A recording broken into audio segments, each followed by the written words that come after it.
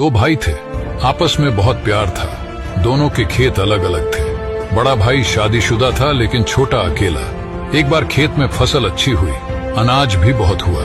खेत में काम करते करते बड़े भाई ने बगल के खेत में छोटे भाई को खेत देखने कहकर खाना खाने चला गया। उसके जाते ही छोटा भाई सोचने लगा, खेती तो अच्छी हुई है, इस बार अनाज भी बहुत हुआ है, पर मैं तो अकेला हूँ। मेरे लिए तो यह अनाज जरूरत से ज्यादा है। भैया के साथ तो भाभी बच्चे हैं, उन्हें जरूरत ज्यादा है। ऐसा विचार कर वह 10 बोरी अनाज बड़े भाई के अनाज में डाल देता है। थोड़ी देर बाद बड़ा भाई भोजन करके आता है। उसके आते ही छोटा भाई भोजन के लिए चला जाता है। छोटा भाई के जाते ही बड़ा भाई विचार करता है, मेरा गृहस्थ जीवन तो अच्छे से चल रहा है। भाई की तो अभी शादी भी नहीं हुई, उसे अभी जिम्मेदारियां संभालनी है। मैं इतने अनाज का क्या करूंगा?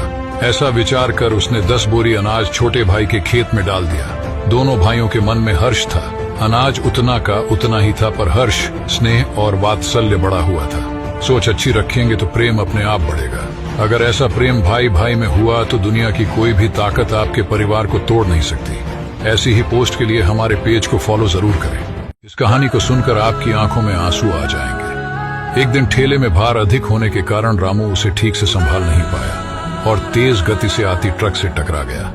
3 दिन अस्पताल में रहने के बाद भी उसकी मौत हो गई। उसके पीछे रह गई उसकी पत्नी रज्जो और 2 छोटे छोटे बच्चे, गुड्डी और गुड्डू। एक तरफ रामू का अंतिम संस्कार किया जा रहा था और दूसरी तरफ उसके बच्चे बिलख रहे थे।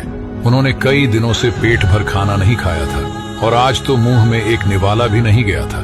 मामा, कुछ खाने को दो ना माँ, बड़ी भूख लगी है। कोई पत्थर दिल भी इस दृश्य को देखकर पिघल जाता। पड़ोसियों को भी दया आ गई, अगल बगल से खाना आ गया। बड़े दिनों बाद आज गुड्डी और गुड्डू पेट भर के खाना खा रहे थे। अजीब विरोधाभास था। एक तरफ लोग रामू की मौत पर दुख व्यक्त कर रहे थे, वहीं दूसरी तरफ उसके अपने बच्चे बड़े चाव से भोजन कर रहे थे। रज्जो ने अगले कुछ दिन इधर उधर से मांग कर अपना और बच्चों का पेट पाला, लेकिन ये कब तक चलता?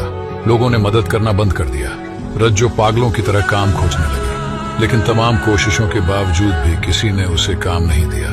जब थक हार कर घर लौटी तो बच्चे उम्मीद से उसकी तरफ देखने लगे। गुड्डू बोला, क्या लाई हो माँ, जल्दी से खिला दो, बड़ी भूख लगी है। माँ रो पड़ी और बच्चे समझ गए कि माँ के पास कुछ भी नहीं है। दोस्तों, ये सिर्फ एक कहानी नहीं है, ये दुनिया के करोड़ों लोगों की हकीकत है जिन्हें पेट भर खाना भी नहीं मिल पाता। शेयर करो अपने सभी दोस्तों में। रुला देंगी ये बातें। किसी ने मुझसे एक बार पूछ लिया कि दुनिया में सबसे मुश्किल काम क्या है। बड़ा कठिन सवाल था। मैं मुस्कुराया और फिर कुछ देर सोचकर कहा, मेरी नजर में दुनिया का सबसे मुश्किल काम है अपनी आंखों के सामने अपने माता पिता को बूढ़ा होते हुए देखना। ये वो समय होता है जब हम कुदरत के इस लिखे को चाहकर भी टाल नहीं पाते हैं। माता पिता के वो खूबसूरत से चेहरे जब झुर्रियों से भर जाते हैं तो दिल भर आता है। उंगली पकड़कर चलाने वाले जब खुद चल नहीं पाते हैं तो दिल भर आता है। सहारा देने वाले जब खुद सहारे की तलाश में घूमते हैं तो दिल भर आता है। रास्ता दिखाने वालों को जब अपने ही रास्ते वीरान नजर आते हैं तो दिल भर आता है। हंसकर बोलने वाले जब खामोश रहने लगते हैं तो दिल भर आता है। अपने बच्चों की नजर उतारने वाले जब खुद देखने से मोहताज हो जाते हैं तो दिल भर आता है। अगर ईश्वर मुझे कुछ मांगने के लिए कहे तो मैं ये मांगू कि हे ईश्वर, किसी के भी माता पिता को कमजोर, बीमार और लाचार ना करना। उनकी जब तक जिंदगी है उन्हें सेहतमंद रखना। अपने माँ बाप को दिल से चाहने वाले फॉलो जरूर करें। शेयर करो अपने सभी दोस्तों में।